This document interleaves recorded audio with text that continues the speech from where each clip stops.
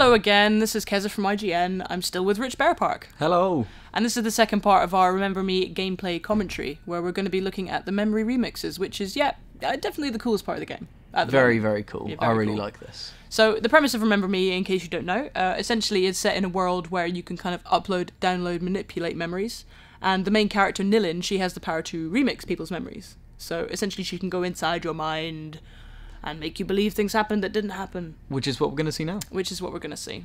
So the way that these play out, they're essentially like mini interactive cutscenes. So yeah, you see how they remember the memory, and then you get the chance to mess with that. So let's have a look. So at the moment, Nilin is just exploring into the mind of Olga. So this memory belongs to Olga. Olga's a bounty hunter and she's trying to kill Nilin. But in order to prevent her from doing that, Nilin goes in and changes her recollection of something that happened to her recently. So right now, they are in a hospital. Yeah. So let's watch how this plays out. Like this is inside Olga's mind, right? And this is a memory of what happened to her earlier today.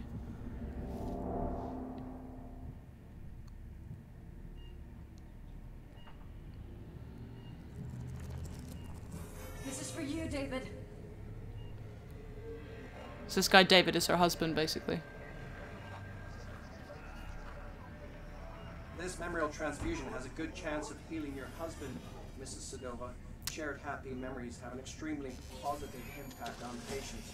So in the world of Remember Me, if you mess too much with your memories, they start to degrade to the point where you can't really remember who you are, and eventually you'll become, a monster like the Leapers.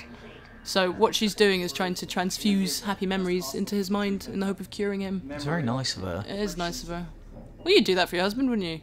I don't know. Well, we got gay marriage now. You'll get the chance to find out. Yeah. That's me, obviously. I'm in this game. So here's the cool bit. Once you've seen how that memory plays out, you can then rewind it and change stuff. And you know when to change stuff because we get a little as you'll glitch. See now. So in a minute we'll see that. In the game. You can see just there by his wrist, if you check out his wrist. There's a bit of a glitch there, so then you know you can change something. So if you go back to it, is the best hospital for the treatment. It turns out that what you can do is undo this strap. So it's kind of like the butterfly effect thing here. Yeah. So you make a small change and that will affect everything else in the future. And to undo it, you just rewind back through it. So there are actually 3 ways that this memory can end, and we've found 3 of them. This is only one way. This is the only way we're allowed to show. So we just reversed the memory transfusion there. So now it's David's memories going into Olga's mind.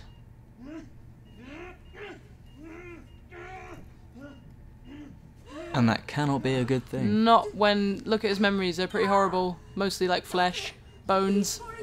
Uh-oh, no. She's freaking out. Yeah. She's glitching. Collapse of donor identity imminent. Dry screams. This is definitely not good news.